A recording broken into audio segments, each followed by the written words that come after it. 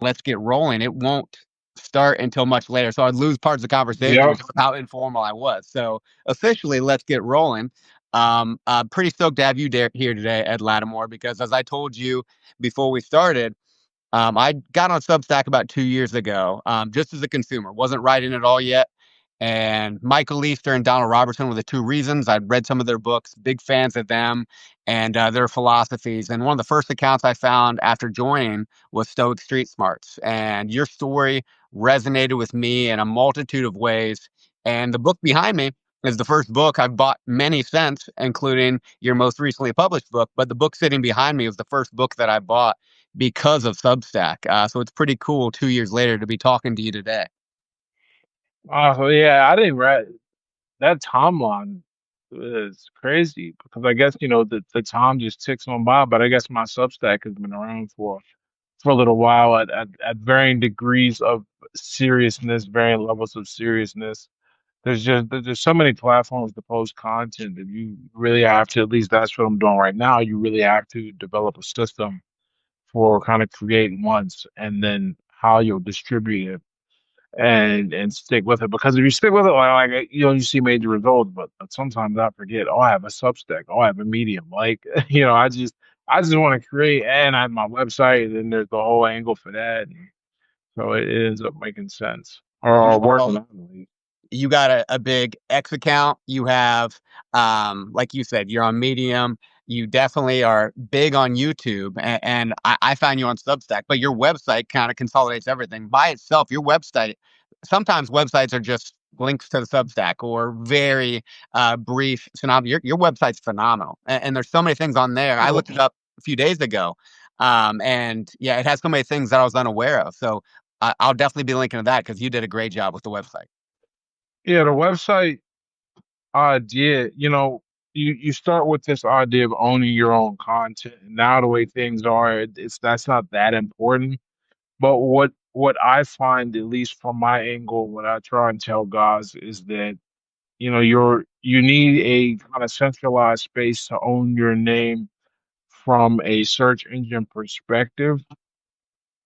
And so when you look up at Lattimore, if my website is the first thing that comes up, then you can kind of see all of me and really because I put a lot of my energy into writing, it just makes sense to me. Now, if I had started as a solely YouTube artist, probably wouldn't do that. But because I'm coming to YouTube secondarily, then I write out my scripts and create the content, and then it makes more sense, or it makes a lot of sense to just have them there, and they work as calling cards, especially like you need a way to book me to speak, or reach out to me for sponsorship stuff. So that all works, and then so putting together the website it just looks great. It looks better than how it would look if I did not have a centralized presence somewhere. And you get to do it the way you want to do it rather than follow someone else's template. So yeah, great job there. Yeah, it's a good. Yeah, there's still a lot of benefit to the website, very much so. Yeah. It really just depends on what you want to do. So it's impossible to summarize really anyone, especially a man like you. But I'll do my best right now from what I understand with your story and how it resonated with me.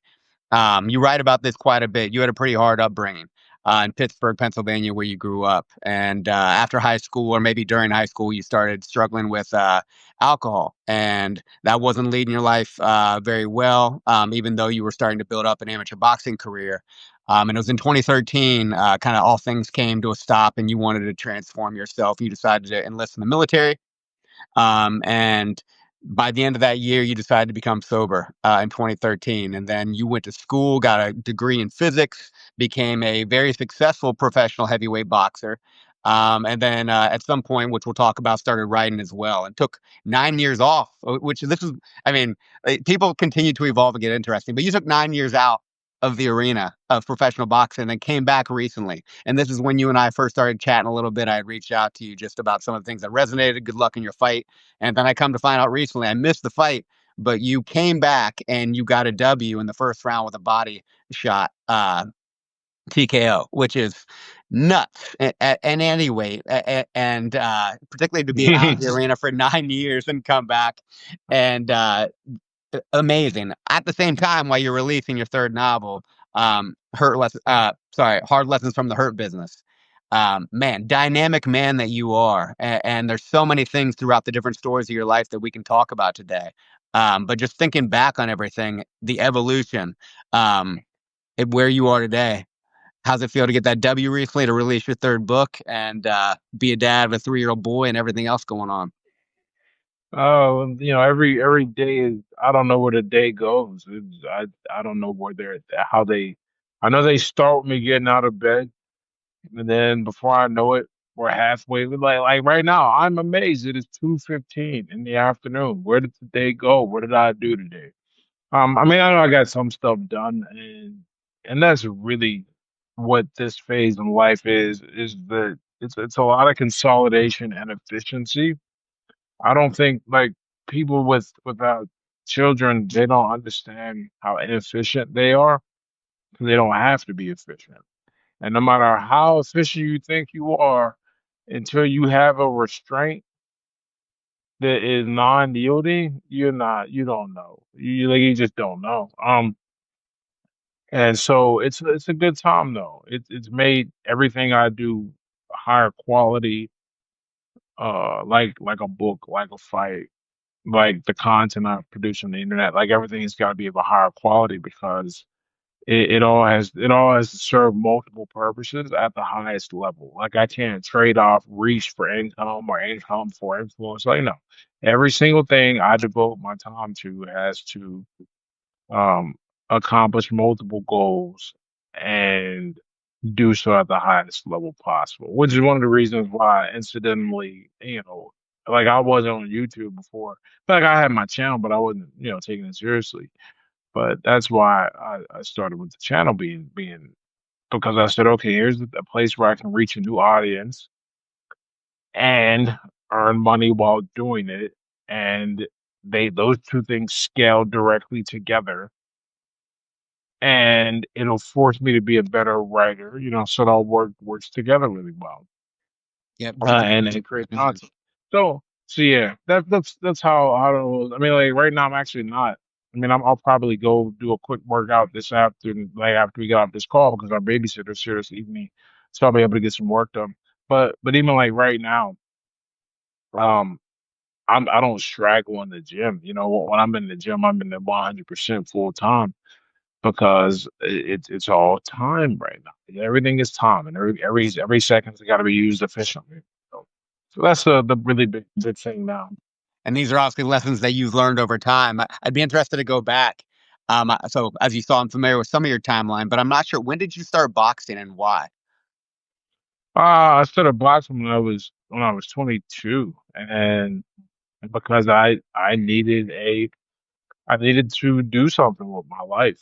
I wasn't really like the story I tell people is that I um I was just like I was working a bunch. I think I was working at Starbucks. I was a barista, and the only reason why I was making enough money to eat is because I was eating at like my girlfriend's house all the time. And I was also complaining about like how stupid college was. 'Cause at this point, I had failed out, and one of the people that used to always listen to me rant about how dumb college was and how you could do anything in your life without it was my girlfriend's mother, who also happened to be a professor at the University of Pittsburgh. And so she was really polite for a long time, longer than like a person would be, with this 22-year-old kid shitting on her career. But but one day she was just like, let's pretend you're right, and college is pointless. Why don't you tell me what you've done with your life over the past 4 years besides show up here and eat my food? And then she threw me out. And after she threw me out, yeah, I sat there and I really reflected on what she was saying, and she was right, and I had two thoughts about what I could do. I mean, at that point, I didn't have any faith in my academic ability, so I wasn't going to go back to school. And so I said, okay, maybe I can join the army. But that was right when we had just started invading Iraq, and I was like, I want to change my life, but not that much. And then I also just started watching videos on YouTube. This is back right when YouTube came out, and I said, okay, there's something I can do. I like these guys fighting. I like watching them fight. Let me try and fight. So that's how it started. I walked into a boxing gym after that, and really stuck with it afterwards. 22 years old, start boxing. Uh, I'm guessing started taking some amateur exhibition matches pretty early on, but you were also still drinking this time, correct? Yeah, yeah, and when you start boxing, at least you're supposed to. Here's like the open secret: a lot of people don't know about fighting. There's nothing that says you have to be an amateur. I know some guys that decided they never wanted to fight is an amateur. Now, I don't think that's a good idea for so many reasons. Um, but some guys do it. I did not do that. I went right in and did my amateur time and developed my skills as an amateur and learned how to fight. But I was still drinking while I was an amateur. Yeah. Yeah, and so you had some success, if I recall, as an amateur. I know your professional career, and the record that you hold, but amateur while drinking, balancing that struggle in your personal life while starting to develop these skills in the gym. Reflecting back on that time, uh, were you noticing the impacts that it was having on your potential? Was it something that you were just compromising and adapting to? Kind of how did you manage that when you were still struggling with drinking? Well, you don't know what you don't know. It's a big thing. So I don't. I mean, I have no idea how good or I could have been. Maybe better. But I certainly could push my body to some pretty impressive limits. Just looking back on it. Whether I could have gone further is a different story entirely. Yeah. But uh, boxing is an interesting sport, and I think all sports are like this. What I'm about to say is that, and that there is a skill element. Unlike the other sports, this skill element is difficult to acquire and learn and figure out. I'm not saying it would or would not have affected or rather, I'm not saying drinking water would not have affected my ability to learn it. I don't know if I was exposed to it because right now, at this point in my career, or me coming back and fighting, I understand what I'm supposed to do, and I put a lot of individual time into understanding the biomechanics of the sport so I could train them. And no one taught me that stuff. Now a few guys have come along and give me ideas to refine it and train it, but in terms of what I had to figure out to be able to do the things that I can do now, well, even at 40, which is, mind-boggling to me. But that just goes to show you, like, well, but that's a different discussion about how backwards boxing is. Um, just because so, you don't know what you don't know. Could I have done better? Possibly. Uh, but probably not. That's really my solid opinion because I didn't have the skill aspect. I was as good at in terms of like athleticism. I'm 6'1". I spent most of my amateur career around the 225 mark. They used to in my last year in LA, the last year and a half, 2 years.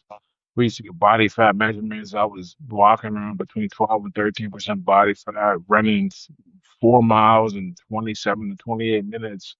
Uh, like I was in great shape. There was no question about it. Could I have been in better shape? Sure, but would it have made a difference?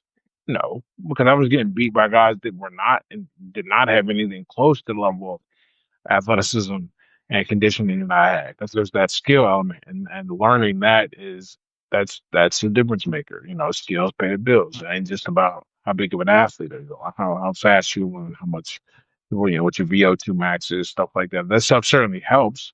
And below a certain point, it will cost you a fight, but it's not going to win a fight for you. Or it'll cause you to lose a fight, but it ain't going to win a fight for you. Skills pay the bills, I like that.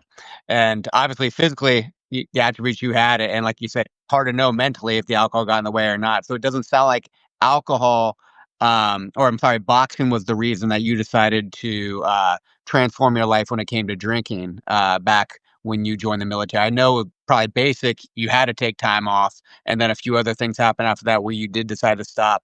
I assume part of it was your wife, but I'm curious as to what was the impetus for you to make that change. Well, yeah, there are like four main reasons why I stopped drinking. One was the boxing because I said, I'm in a good position here. I've gotten this far, and I want to. If nothing comes of it, then I want to know nothing came of it because I wasn't good enough, not because I flushed it or drank it away. I had just enlisted in the military, so I was now under the jurisdiction not just of civilian law, but the Uniform Code of Military Justice (UCMJ), and I didn't want that to be a thing, to be a problem. The main reason why I enlisted in the army was to get money to go back to school. I was going to make this school thing an attempt, and again, I didn't want if I didn't do it, I wanted to not do it because I wasn't capable, not because of something I could control, but didn't. I the alcohol. And really, the last thing, my wife, not the least important. The more I think about it, probably the most important part. Because when I met her, I just remember thinking to myself, "What a nice girl! Like she didn't need to be exposed to a lot of this garbage, a lot of what I was bringing when I drank." So I said, if this relationship doesn't work, I want to know that it doesn't work because we ain't compatible or I'm an asshole or something like that. I don't want it to not work because I couldn't put the bottle down. You know, like everybody's got their thing. To me, that was a really big deal. If you notice the commonality in three of those four things, with the exception of the military one, I'm going back to school. I got my program and I got my relationship. Um, I if I failed, I wanted my failure to be because of me. I didn't want to look back and 5, 10 years and go, man, if only I could put the bottle down. Like that sounds really sad to me. Like in fact, like I can accept just not being good enough or not being capable. But if there was something that I could control and get rid of and I didn't, that would be that was too heavy to pay for me. I didn't want to go through that. No, that's not everybody. That's my personal reason. But that really helped me stick with it. You know what's crazy? It was crazy about addiction. That still wasn't good enough. I had to trick myself. I had to say, we're going to do this until we graduate from school, write a book, or win a major title. Those were like my goals at the point. And after a year, I said, why would I ever go back no matter what happens? But I still had to trick myself with that first year. Give yourself that delayed timeline of, the full quit. Yeah, for sure. And it ended up working out great. I'm really happy. It It's the it best thing I've ever done for myself. Well, like by far was quitting drinking. And it's not even a close. I don't even know what second would be. Probably settling down my wife, but like um that wouldn't be possible if I was still drinking. I would have messed it up. I know I would have messed it up. So You gave yourself some beautiful wives like your wife at the time, but then you didn't realize that getting rid of it gave yourself the ultimate why of living a fulfilled life, and then, of course, leading to your son and everything else that's happened since then. Um, yeah. it just powerful stuff, and I when you went to basics, so you had forced, absence of drinking for 5 months or so, but in quitting for you personally, like you said, everybody's different. That was your way, and there's no wrong way, especially if it's a problem that you're able to quit from. Was it hard for you, outside of tricking yourself with a delayed timeline, to quit a substance that you'd probably use to cope with a lot of your past and present? Um, I don't know.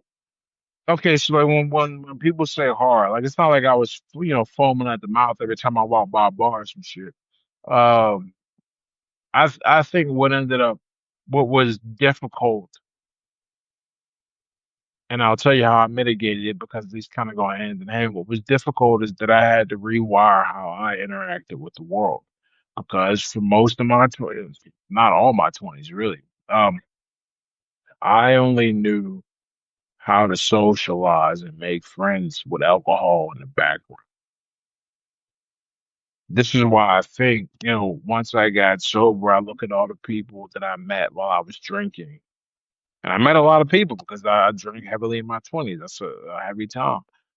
I think I'm trying to think in terms of people I talk to regularly, one friend that I made. Um, yeah, yeah, that's, there was like my friend, not somebody that was on the periphery. Because there was a few people like that. Who, like we actually weren't that cool while I drink, but we ran in the same circles, and then afterwards things were cool. But but there aren't. I never really had this. this feeling of here's me, I'm good enough. Let me go out, let me connect, let me interact, let me learn how to socialize. I had to learn to do that. And this is something that drives a lot of people back to drinking is that they don't they don't know how to make friends. They don't know how to feel themselves. They don't know how to feel good enough without alcohol around. And so a lot of relapse comes from just wanting to fit in, just wanting to belong. Fortunately for me, I was so busy that well, it was two things that really happened. Uh, one, I was super busy. I was super busy because when I stopped drinking, I was in the army I was in the National Guard. So you got your 1 week in a month, 2 weeks a year. But anyone who's ever been in the Guard will tell you it ain't really like that. It's a little more. Now it can be like that, but it ain't always like that. I had a job. I had training for fights for boxing and I was in school and physics is not something you phone in even with the and I wanted to get this done as quickly as possible so for like 5 semesters in a row I was taking 17 credits so some of them being like the prereqs you got to get out so they can get their little pound of flesh before they give you something in return is worthwhile. But not all of them were like that. I think by semester three, I was on a full stack of physics, calc, chemistry, and programming, and then an electronics course as well. It's a lot of stuff. But that was that kept myself busy. But I had also, you talked about going away to basic. So I always say basic training is like prison without violence. Okay, like you're not really gonna make friends, but you can, and you're not gonna make friends largely because like it's so purpose driven and everything is so controlled. There ain't no real concept of free time. There's like Sunday, which is sort of free, but not really. Um, but you're not really gonna get a chance to kick it and hang out with people, talk, do all that. Okay. Then you get to AIT, your advanced individual training for your MOS. That's like college without booze. That is, you pretty much have all your freedoms back. The only thing you can't do that you could do in the civilian world, we have to wear our shit, why can't I remember what they're called? Our fatigues to class. Got class all day from I think from like 9 to 5. And you can't just leave the barracks. Like you need a pass to go out off the barracks, and those are only given on the weekends. Okay, but other than that, you got a lot of them. You got all your free. You can go to class, you carry your phone. You got the internet and the barracks, all that. But ain't no booze. You can't go. Ain't no bars on the defense. Like you can go off campus and drink, but at the point I was in, they had them because it was getting out of control. It used to be you couldn't drink in your army clothes. Now you couldn't drink it off. And then it didn't matter how old you were, like you were part of trade out. Okay. So for like 6 months, building an identity, seeing myself as a guy who doesn't need alcohol to build a friendship, to be respected, to be liked. And that really helped. that that I got to see that people really, really would rock with me, and I could develop a new identity without alcohol as the driving force. And so those two things, being busy and having my identity work together, is huge. You and I actually joined the military in the same year, so 2013. You're a lot older than I am, though. I'm still only 39, and you're 40. Joking. So we're the same. Uh, Joined the military same year, and yeah, you're writing on something that I've experienced, and talking about Where'd something you that did you join the army? I'm Were in you the in the army? yep, I'm in the Navy Oh, currently. you're in the Navy. Oh, you're in the Navy. Okay, Yep. okay. I was gonna Yeah, ask so where you did your basic and your AIT, but man, I don't know any of I'm the Navy bases. you went to basic for 5 months. So I'm a audiologist professionally, so a doctor of hearing and balance. And so I went through officer development school. Oh, you went to OCS. Okay, yeah. Not even OCS. I went to ODS. So OCS is for line officers, warfighters. I'm a support element. It's 5 weeks of the. I wonder if there is an easier form of quote unquote basic in the military. Now I don't have anything compared to, and I know people in my class who were priors said how easy it was. I thought it was a blast. Other people thought it was the hardest thing they've ever been through. But it's funny. Man. Hard is a funny word. 5 weeks, Newport, Rhode Island, beautiful. But it was at the same time that you were probably at AIT then in 2013. Yeah, so I went so just for like, so they don't, any of your listeners don't vilify you or vilify me. So Army Basic is 10 weeks. Army Basic, that works out to be just under like 2.5 months, right? Yeah, 4 4. Okay. So Army Basic is 10 weeks, and one of those weeks is reception. And reception is easily like now that I won't. None of it was hard. Like none of this was hard. At least for me going in at I think I was 29. How old am I right now? I turned 40 this year. The year ends with a 5, 13. So 28 actually. I turned 29 that year that I was in. So or the next year I should say. Um, but that reception week is just miserable. Like it's not because you're in this weird space. The army is still responsible for you, but you're not even a recruit yet. You're just like this thing that they have to deal with until you get assigned to a company to go do basic with.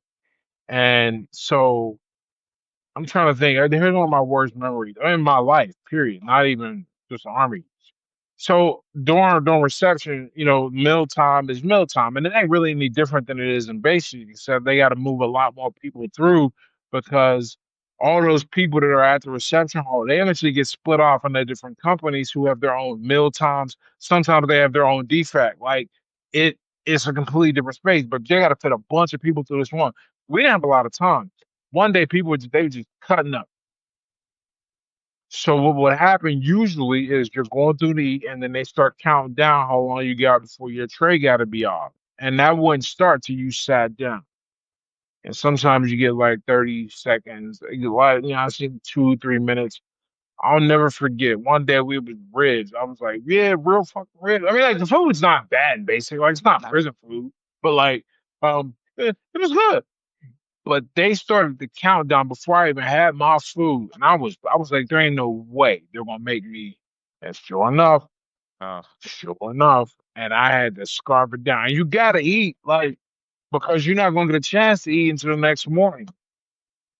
And so it was terrible. But yeah, so it's only basically 10 weeks, and then you go to AIT, and your AIT depends on your job. In my case, um, AIT was supposed to be uh 22 weeks. It ended up being short until like 18 because that 22-week period would have ran them right through Christmas and the New Year. And so they decided instead of having, and a lot of people don't know this, I didn't know it at least, that if you're in if you're in trade up in any form, and trade up is the trainee aspect before you're like fully attached to a unit, if you're in any form of trade out during the holiday, they give you a holiday break. That means kids are being sent home during basic and during AIT, right?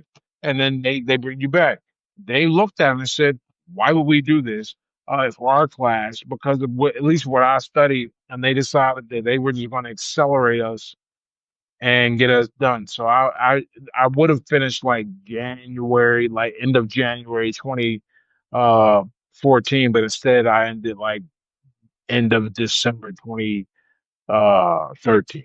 Yeah, it's important clarification though, because actually one of my things that I do now is recruiting audiologists for the Navy. But those timelines, like when you say something like basic or boot camp or the training and preparatory things that go in before you are in uniform, that varies across services, across what your job Yep. will be after that boot camp. So I appreciate that clarification, so we don't get yelled at about how long basic is. Which, by the way, depends on your branch service, depends on the year, it changes every time. But it's good to know for people that are interested because you already exemplified how great of a gig it can be if you want to change your life, if you're not sure where you want to go, if you want to go to college, there are great opportunities there. And it's so cool that it also happened at a time where that, on top of the other things that you happen in your life, I've never been diagnosed.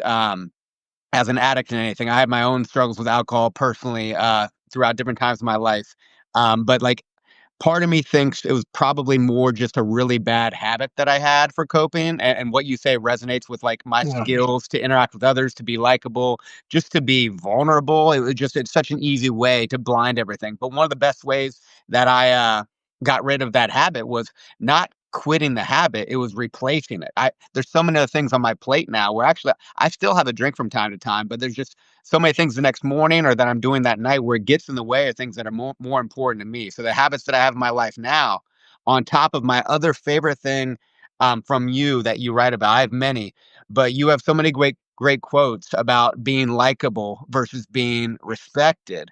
And those two things are both advantageous. And alcohol can help you really be likable, depending on Yeah. the person, but not necessarily respectable. And yeah, you have some really funny quotes and really great quotes on that, like, people who, confuse being liked with being respected who aren't used to having either. And, Yeah, it's true. And because I think, not I think, I know this. At least we're designed to. We're not a loner species. We do best in groups, and so you contrast that with people having anxiety for being in groups or getting along. People are not having enough confidence in themselves to feel like the group will want them. But a lot of but a with a strong counter to that. So what you need someone or you need something to help you overcome that. That's what a lot of people end up drinking and doing drugs because it's always a social group for that. It ain't about like numbing yourself a lot of times. A lot of times it's about just having a place where you belong and people who accept you and don't and for somebody and for others it's like, okay, this is the low barrier to entry. I don't need to be anything special or I can just show up and drink. Whatever. That's why one of the hardest things for one of the hard things, when I talk to people coming out of AA or who are in AA, a lot of people are worried about what they're going to do for a social life because they cannot imagine building a life without this stuff. Whatever that stuff is, it's hard to imagine because that was their thing. That was their way into the social club. And when that's gone, that's gone.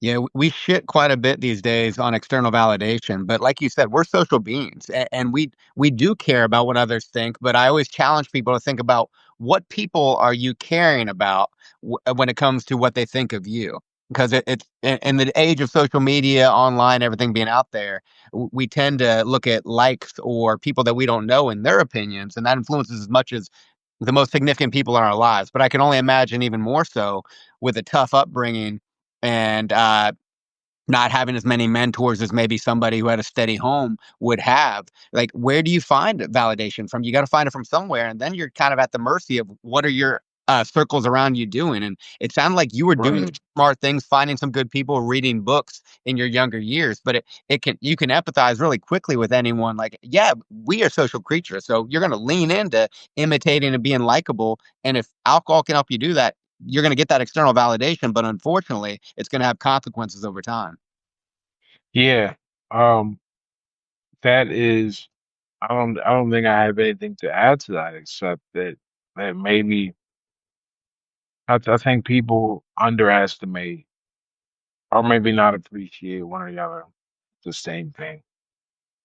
How much of a difference where you were brought up or what you were brought up around makes in your life and the choices you make. Now, I'm never going to be the guy that's going to say that you're not responsible for your life. You 100% make the choices that determine how your life is going to turn out. Whether you are aware of how those choices will influence things, or you can, consider the higher order effects, it's irrelevant because they're your choices and your choices alone. And because of how complex and how important a choice can be, you should deliberate. You should think. You should do whatever you can to improve your decision making capacity.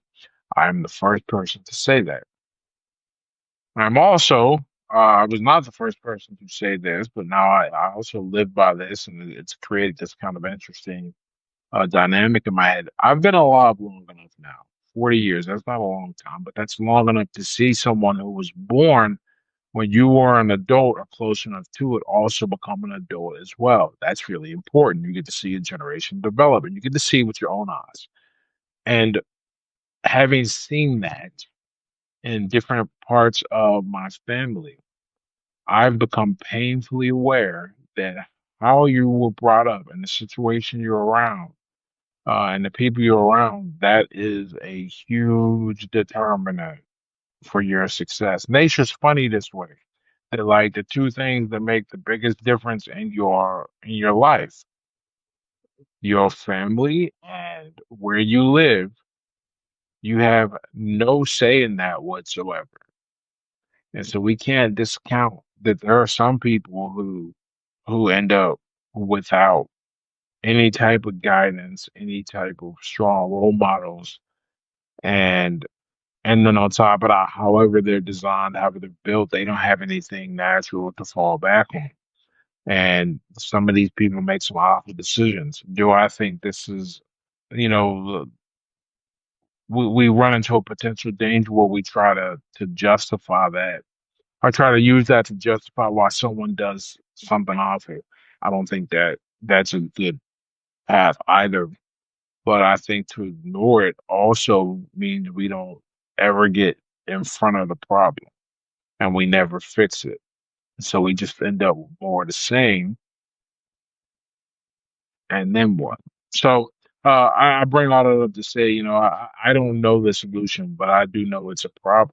And that problem is that, some people I don't want to say are doomed before they try because that is very pessimistic and just not true.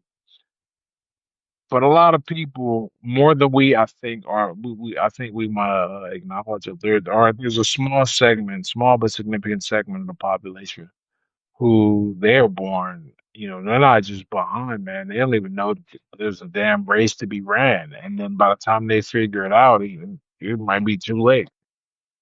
Yeah, like you said, accountability is extremely important, but what you're speaking to is empathy for those who don't even know what accountability means from a productive standpoint. And yeah, I write on resilience quite a bit. That's one of the things that I've done and taught in the military now for 11 years in a formal system that I was trained in, and something I just became a passion about because of my life. Um, Three things I like to talk about quite a bit as it falls into resilience are experience, develop strategies, and support systems. If you're born into an environment where the experiences are given to you that are significantly below average, like you said, a subset of the population, but significant to where it's not even a rough childhood, it is unimaginable for most people and how tough it is, where you have zero, not only objective support, but even perceived support. Good luck developing productive strategies other than survival. And then as your brain develops over time, like you said, you're at a very significant disadvantage. That doesn't mean that there aren't opportunities, that we see them all the time. You're a living example, and we write on it beautifully.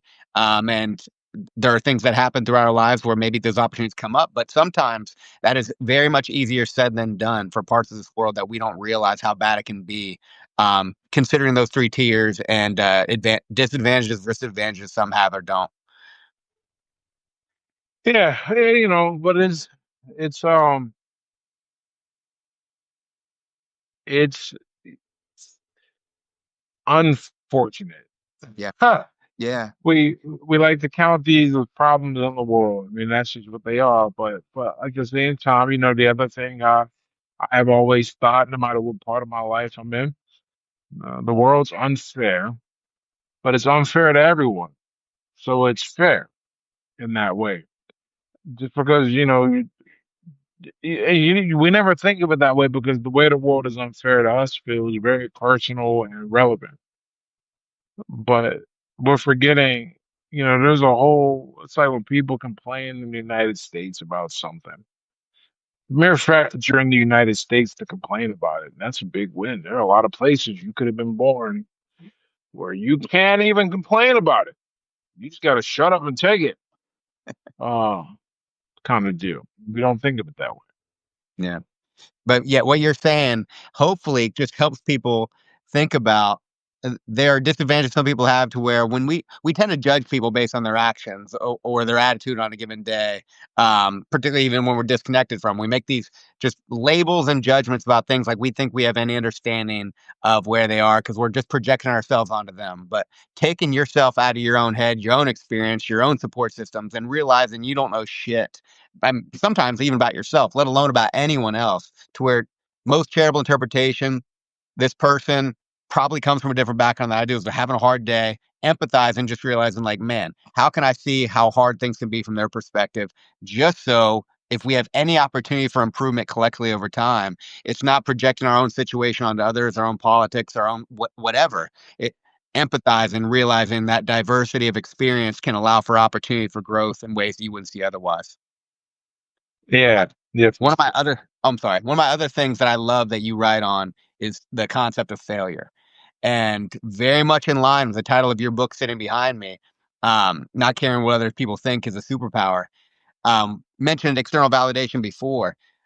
You talked about this recently on a podcast and you've written about it before, but you mentioned that you don't like fear of failure is something that people talk about quite a bit. And I forget how you worded it, but you mentioned like you don't think most people feel failure, but they fear other people seeing them fail. So like external invalidation is the biggest fear of a lot of people. And that makes a lot of sense. And you think of like, yeah, I come here in this room by myself and I work on a skill and I mess up a few times. It's frustrating, but I don't fear it. I don't mind messing up. But if the world is watching me, or if my friends see me fail, and that invalidation, absolutely, that makes so much sense. And you obviously have many domains in your life, whether it's writing in public, speaking in public, fighting in public, where you get to build that muscle or at least deal with that type of hardship regularly. What's your experience been like in dealing with external invalidation or dealing with that type of fear over time? No, you hit the nail on the head, man. That's a pretty big idea, pretty big deal. You I Like I said, people aren't really worried about failing. They're worried about looking like a failure. That's two very different things. Once you realize that those are not the same thing, then you're free. That's the hard part, though, is realizing that those are not the same thing. That just because you made a mistake ain't the end of your life. It's not the end of the world. Most people don't even care. You know what? That's the other thing too. That's what really helps. Once you realize, people got their own stuff to worry about. They ain't thinking about you. I guarantee they're just not thinking about you. They got their own stuff to worry about. But we like to think we're the center of everyone's universe because we're the center of our universe, and that's our only reference point for observing this world is our own. So we assume that everyone else is doing the same thing, but that is not what's happening. Yeah. And especially if they are thinking about you and caring about your failing, like being happy about it, man, do you really care about their opinion? They probably are not doing too well for the people who actually Oh, do signal that type of caring. As a right, professional fighter, like oh, sorry, go ahead. no, I was gonna tell you, you're spot on. Yeah. As a professional fighter, obviously you took 9 years off. Coming back to this recent fight, now that we know that it went extremely well, and and you had been, like you said, studying biomechanics and maybe approaching your training in a different way, particularly from a mindset and cognitive study perspective to modify your training, which I can't wait to see some of the materials and maybe even book or what masterclass, whatever you come out with in the future Mhm. about how you shifted your training, your mindset to fighting to come back after 9 years and have success in that way. But from a mindset perspective, stepping back into the figurative arena that is boxing professionally, that that fear of failure because of external invalidation, it's still something I would imagine. I compete in jiu-jitsu, I do other things competitively, not at a professional level like you for boxing, but I'm gonna feel it every time before a presentation, before a competition, just because I give a shit. And there is that influence of other people seeing me doing something I care about and wanting to show up in the ways that I said I'm going to. How did you feel that coming into your most recent fight? Did you, and how do you manage it? Uh, I, it was cool, man. I was training one day, and I said to my coach, because I think I was just dancing around or something, I was listening. Because one of the big things that's that changed since I fought before and now are these things, right here. And just I'm in my music, I can train, I can sit my phone down, I'm all good. I was just dancing around, moving, working on movement. My coach said, "What the hell are you doing?" I'm like, "Look, man, I came to a conclusion." I come to two conclusions. One, I've figured out boxing from a biomechanical standpoint. The only thing I have to do is figure out how to train it and have you help me integrate it into the art form of boxing, the part that you can't necessarily map out. I mean, you can map anything out, but that is significantly harder because there are variables. It's like trying to model poker. It's interesting, just as a side note, while like machines still don't beat our ass in poker, at least not as bad as they do in chess, because there are rules to break and to know when to break, and then there's a random element. It's kind of like that. I have to look at what that term is. I know it's a specific type of game, but I said one. I didn't figure out this part, so I feel good. And the other part is like, look, nobody expects anything of me, so I am mentally free. I have no cares. I mean, I care about the time I've invested, and I don't want to lose, but at the same time, there's no anxiety here. Um, I'm not fighting for money. I'm not fighting to impress somebody. I'm fighting because I think this is going to be a really good thing for multiple things I'm trying to do. Um, so there's that. And once I just got this crazy message. Oh, that's awesome. I'll tell you when it came up. I wanted to see it because my wife sent me a message on WhatsApp and there were a bunch of emojis, and I was like, I don't know what to think about. I didn't know if it was a good or bad thing, so I had to look and see. But what I was saying is, not caring about how it was going to go. I was never really taught up in the outcome. The difference was there were outcomes, there were events tied up in my training, so I had to care. But this time I was like, nah, no one cares. I went out. Look, I'd always wanted to come out to some songs more like that I cared about. So I didn't even try. What was the big song I was vibing to? I came out to Fleetwood Mac, "Big Love." Like Hell yeah. that makes me happy, man. Them are the kind of songs I'm vibing with.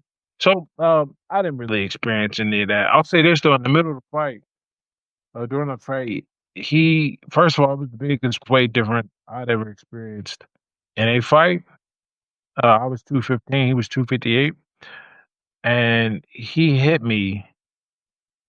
And I'll say this: I you ever see that meme with with that character from The Simpsons where he's like, "I'm in danger." Like that's that's what my mom was doing. I was like, "We got to end this fight quick, man, because that guy kind of messed me up." But yeah, that's pretty much how things were going. So you did have some adversity in that fight and you came out of it. Hell yeah, man. And Fleetwood Mac, love that. Yeah. Fleetwood Mac is what I've danced all my children to sleep to, many of the songs. So that's very cool. Um, Hold on yeah, one second. I'm just uh what happened? There we go. We're back. I don't know why you my headphones. Oh, you know why? Because I pressed the button when I was trying to explain to you.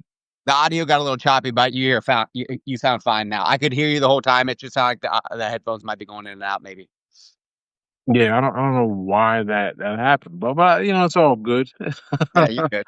But it sounds like you coming up on this fight, you truly embodied the title of your book that's sitting behind me. Just not care. You have that superpower, and you brought it into this fight. Like you enjoyed your training. I can only imagine some training camps at the highest of levels. Maybe you're more of a job than they are enjoyment.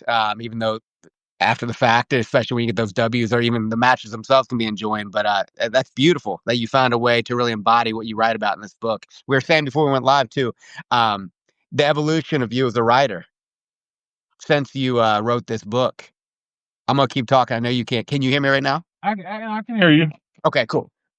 The evolution of you as a writer since you wrote this book to your most recent one, Hard Lessons from the Hurt Business. Yeah, you were laughing at it like, man, that was such a long time ago. Like you look at it, you kind of cringe, but like me as the reader, I absolutely love this book. It's like it reads like daily meditations from a badass or something like that. Like you have these mindsets in these different areas of your life, and then you give practical, actionable advice for that area of your life.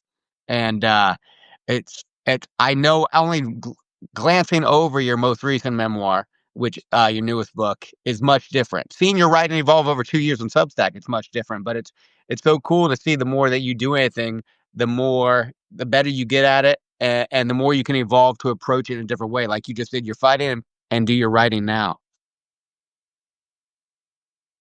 I'm here. God, I don't know what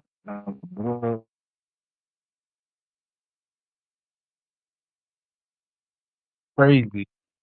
I guess I'll just do it without the headphones. There you go. That's all. But I like my headphones. They were easy to hear from. I'm sure it's the Substack app because whatever. Um, He sounds good to me though. I can hear you just yeah, fine. it's not gonna sound good to you. But yeah, you were saying that like the evolution of the writing. Yeah, the evolution of the writing and even as the fighter, embodying what you wrote about in this book from a while ago. So just not caring what others think, enjoying the process, enjoying the training, and then whatever happens does. And how is that? Have you applied that kind of mindset also to public facing writing and speaking? Well, yeah, you have to. I don't. It's this weird space. You have to care about what you produce, but you can't care about what you produce. And to like be more precise and not so man, I can't remember what the name of that word is. Tautological. I think that's right. Yeah. Um you have to care about the process. And if you take care of that, the outcome is going to be the best outcome it can be. And so that's where I put all my energy at the process. I can't really care about the outcome too much because I can't. At the end of the day, like I can't control that at all. In fact, like I have no, yeah, right. But in terms of the process, I can do a lot with that, and that's where I choose to focus my energies, and that's what makes me care about things. Which like which maybe like why that book, you have behind you, why even though, it's just an inferior product, it is the best thing I could do at that time.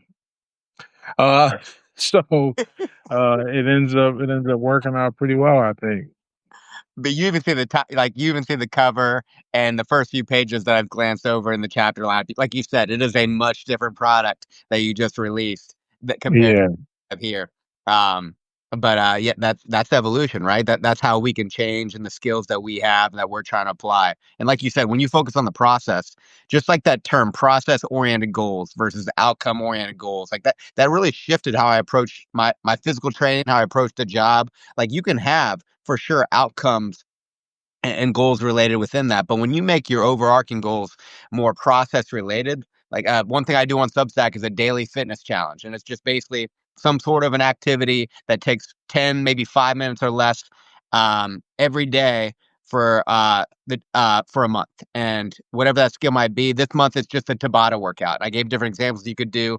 I'm doing double unders, but it's the process is just showing up every day for that 4 minutes to get it in. Am I making challenges within the process? For sure I am, to try and expand my ability. But the more you do anything, the better you get. And then you find other outcome related goals that maybe you wouldn't have thought about if you didn't stick to the process. yeah, Yeah. very much so. Like I mean, focus on what you can control. That you do that, and you end up in a really great position. Yeah. You've talked about, I mean, it's in the title, obviously, hurt business. And you mentioned hurt a few times in this conversation and kind of alluding to the fact that hurt is an opinion based on the domain. And you talk about pain quite a bit too in your writing. And something I like to differentiate between is psychological versus physical pain. Because you, as a professional fighter, know what physical pain is. I mean, you've dealt with physical abuse. There are definitely physical pains, and pain can be a signal of a problem that we need to address, so we don't get knocked the fuck out, or so we can address that potential illness or disease that is lingering and not making sense, compromising our function. But boy, Very true. do our brains process psychological pain in the same way that we do physical pain, that which really changes our approach to different domains. Um, Psychological pain in your life, managing it in relation to fighting and in relation to anything. How's that? I don't know if that's a term that you've used before, but my little riff right there. What do you think applying that to fighting and life in general. Oh yeah, I think people forget that life isn't. It's not. We think it's supposed to feel good and be happy, and it's like, nah, not really. Um, like yeah, we certainly could enjoy these moments and not make life ugly and gloomy, but a lot of life is doing things that are not necessarily inherently enjoyable. That means that you need to, kind of come up, buddy, and do these hard things. And then now from that you get contentment, you get fulfillment, and that's way more lasting and meaningful and is actually reflective of things you've done. Because look, if you just want to be happy, man, you can go shoot dope. That'll make you happy. Like you'll feel euphoric, in fact. Um, but it ain't about that. It's about creating something else. It's about something that comes from the work you do and the impact you have in the world and how much you interact with others and what you get from it. So all that flies back to the idea of pain. I mean, look, once you accept that this is kind of a part of life, it's just the cost of doing business. Uh, you don't have so much of an apprehension about paying it, especially if you do it in the pursuit of something where the reward is worthwhile. Ain't nothing worse than getting hurt on some dumb shit. Um, and we'll keep this in the psychological realm. If a guy's gonna go and fall in love with a girl who has shown that she is not loyal and has hurt every guy when he's like, no, I'll be different. Look, man, that's really stupid. Like you should have listened and paid attention. You are now hurting because you did not pay attention. And you didn't gain anything from it but wasted time. I mean, maybe you learned you should pay attention. I don't know. Um, but there's also the pain of rejection too. There's the pain of rejection versus the pain of loneliness. To keep it, you can be rejected a bunch of times, asking for a date or trying to make a relationship happen, and that might be painful. And avoiding that in the short term certainly feels better, but one day you wake up when you're 40, you've been avoiding rejection all your life, and now you're lonely and good luck trying to learn the social skills to meet somebody in the same position in life now. It's a very different ball game. Different ball game. So which pain are you gonna pick? How much difficulty are you gonna embrace? Which pain are you gonna pick? I like that quite a bit. And yeah, these feelings that we have about emotions that are natural in life's inevitable adversities, these feelings that where we decide, because feelings are our perspectives about our experience and what we're experiencing. And when we take those negatively and we make those feel painful, feel uncomfortable, and then treat them as they're physically harmful for us, it's really incredible what we've seen through science when they can try to emulate that, but really just through experience too with people just observing what that can do to a life. And if you're avoiding things that are psychologically uncomfortable for you, you are probably leaving quite a bit of opportunities on the table. Yeah, like a lot. I 100% agree. Yeah. You can't. You don't get to the best and worst things in life walk hand in hand. Is what I feel. You can't expose yourself. You can't get the benefit of love if you're not gonna expose yourself to the possibility of it being gone and it being taken away from you. It's not about definition. You can't have something if you don't get to have something forever, and the minute you have it, you have to accept it. It might be done. Or if that's too much for you for whatever reason, and you decide to ignore it, fine. You remove the floor that you can fall through. That's true, but you've also removed the ceiling that you can climb through. So, Hell yeah. When did you start writing? And did Stoicism in your finding, because your account name Stoic Street Smarts, I know you've been influenced by Stoic philosophy. What came first, writing or Stoicism? I didn't even know what stoicism was for a long time. That was just how I approached my life. I had no idea there was a word for it. Um, but I've always wanted to write. I've always, I was a kid when I was younger, taking reams of paper, uh, from the supply closet and coming up with stories and things like that, and using writing as I got older to clarify and express my thoughts. So, that it's nothing new. I've been honing the skill for a long time. In terms of like writing online where people can like see it, we'll just use the inception of my Twitter account as kind of the basis. Though I know I had a few blogs before then that didn't really go anywhere. So 2014. Yeah. And, the skill of writing, do you think that helped you as you had to learn some new skills socially and maybe even emotionally when you quit alcohol? Um, I think all skill acquisition is about the same process. Like you learn it, and then you learn how to learn, and you learn how to apply that to a new field. And if you don't figure that out, yeah. So I 100% think it's all the same. The way you learn is all the same. I wholeheartedly agree. Skill acquisition, that concept can apply across domains. We've been over an Yeah. hour now. I know you got your son napping and a few other things today. I wanted to end with one question about your son, though. So he's 3 years old, correct?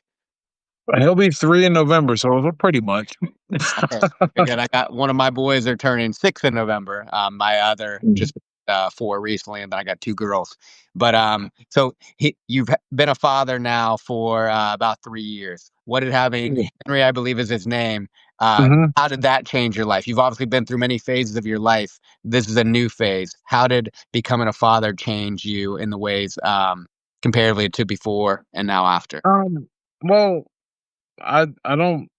Not that I ever put much stock in my life before, but it's weird. On one end, I understand that I really have a purpose and how to be here. I got to make sure he becomes an adult, functioning, good adult, um, and a capable one. And so everything I think about is in terms of that, setting that example or opening up opportunity. But at the same time, it's made me devalue myself a lot because I have one role now, and my goals and dreams are secondary. That doesn't mean they're not important, but if I have to choose one or the other, what's better for him or what's better for me, there'll be very few situations where what's better for me ends up making the most sense. What's better for him. Um, so it's having someone else to care for and to take care of and to have my energy be rallied around. It's a really cool feeling actually. Yeah, it's transformative in a way that I could never have imagined. Like you said, it evolves my purpose and fulfillment in life. It's also one of the most hard. It's the like you mentioned before. It's the hardest thing I've ever done in my life, but that's because I care so much about it, and it's so meaningful and important. Beautifully said, brother. Thank you. I appreciate that, man. Yeah, this has been an absolute pleasure, as I knew it would. I feel like I could ask you 100 other questions, but I want to respect your time. And I just want to say congratulations on the recent W, on the recent book release. It's so cool to see how much better you're getting in these different domains, and I'm looking forward to what's coming in next. But I appreciate your time today. Hey man, thank you. You enjoy the rest of your day. Amen. See ya. See ya.